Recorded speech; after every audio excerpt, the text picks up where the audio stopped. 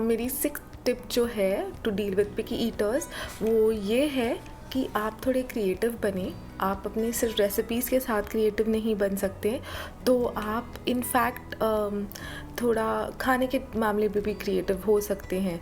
जैसे बच्चों को बहुत पसंद आता है अलग अलग टाइप की चीज़ों से खाना खाना। तो आप उन्हें कभी फोक दे दे, कभी स्पून दे दे, कलरफुल कुछ दे दे हाथ में, कभी उनको चॉपस्टिक्स दे दे। तो इससे भी हमने नोटिस किया हुआ है कि कई सारे बच्चे जो है उनको बहुत मज़ा आता है इस तरह से खाने में। उनको बहुत फ़नी लगता है वो मील जो है वो फ़न एलिमेंट में चेंज हो जाता है। उसका जो स्ट्रेस होता है कि ये नहीं खाना है या मम्मी फोर्स कर रही है कि ये तो खाना ही है, वो स्ट्रेस जो होता है वो कम हो जाता है। और जैसे ही वो स्ट्रेस कम हो जाता है तो बच्चे ईटर्स, ये देखा गया है कि अगर आप जितना उनको फ़न वे में कन्वर्ट करके कर ले, उतना वो जल्दी और ईज़िली अकस्टम हो जाते हैं अलग फूड के लिए।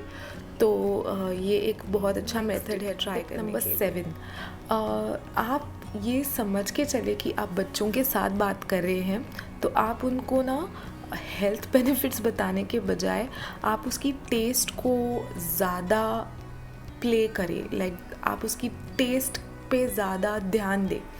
जैसे कई लोग होते हैं जो कहते हैं कि नहीं तुमको पालक तो खाना चाहिए क्योंकि पालक में बहुत आयरन होता है, वो आपको स्ट्रॉन्ग करेगा। लेकिन बच्चों को क्या पता आयरन क्या है, या बच्चों को क्या पता कि किस चीज़ से मुझे प्रोटीन मिल रहा है। तो उनको कोई फ़र्क भी नहीं पड़ रहा है ना उस चीज़ से।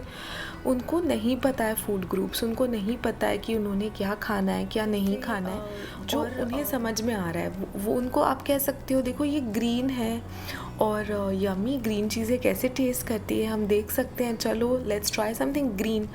तो जब आप उसकी टेस्ट पे ज़्यादा ध्यान दोगे या आप उसको टेस्ट डिस्क्राइब करोगे तो इमीडिएटली आपका बच्चा भी उस टेस्ट को पिक करने के लिए वो चीज़ ट्राई करेगा। जब बच्चे थोड़े बड़े हो और आप उनको ये समझाए तो ठीक है, लेकिन जब बच्चे छोटे होते हैं तो इंस्टेड ऑफ जस्ट सेइंग आप इससे टेस्ट होता है ना चीज़ का, उसको डिस्क्राइब करें। आप उसे कहे कि वाह ये तो बहुत ही, डू यू थिंक, आपको क्या लग रहा है। तो ऐसे करते हुए वो खुद ही ये बातों बातों में 3 से 4 बाइट उनके अंदर चले ही जाएंगे। तो थोड़े से आप जो है वो टेस्ट को इन्हांस करके बताएं, थोड़ी आप मार्केटिंग कर ले अपने फूड की। ये है 8, आई थिंक इट्स 8।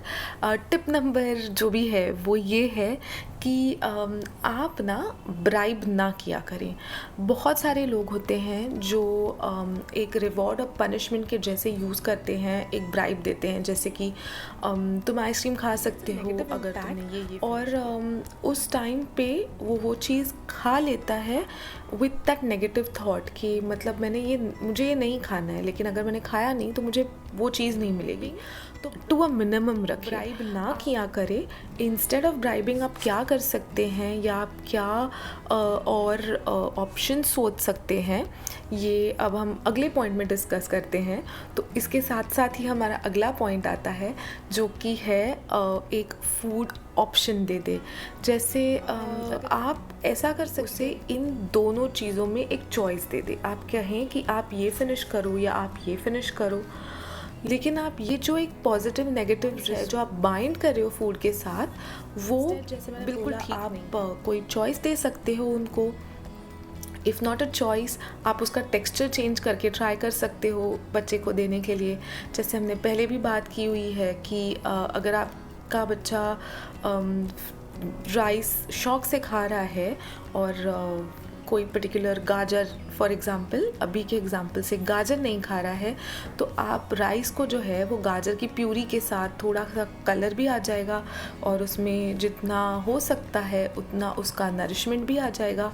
तो इस तरह से आप उसे बाइंड करके हमारे भी कोई ना कोई लाइक्स एंड डिसलाइक्स होते हैं और ऐसी कई सारी चीज़ें होती हैं जो हम एज अडल्ट्स भी गरम खाना पसंद करते हैं, या कोई ऐसी चीज़ें होती है जो हम ठंडी खाना खा लेता है या डोसा खा लेता है लेकिन स्कूल में नहीं खा रहा है।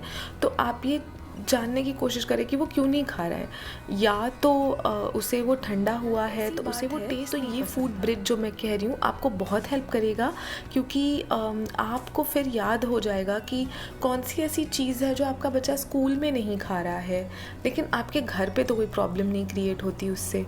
तो ये जो एक ब्रिज सा बन जाता है जो आप याद रख सकते हैं, इससे आपको बहुत last but not the least, I think this is more than 10 points now. लेकिन जो बच्चे हैं हम हमेशा कहते हैं कि पीयर्स के साथ बहुत सीखते हैं। जैसे स्कूल में जाते हैं, स्कूल में अगर आपके बच्चों को कभी ब्रेकफास्ट या लंच कुछ सर्व कर दिया जाए तो उनके साथ वो बहुत सब very important point two remember is कि प्लीज़ एज अ मदर आप कंपेयर ना करें अपने बच्चों को। आप कभी भी इस तरह से फोर्स ना करें कि आपका फ्रेंड तो खा रहा है, आप प्लीज़ अपने बच्चों को ये कंपैरिजन ना किया करें, क्योंकि फॉर ऑल यू नो वो बच्चा वो एक चीज़ खा रहा है लेकिन घर पे बाकी 10 चीज़ें तो नहीं खा रहा है।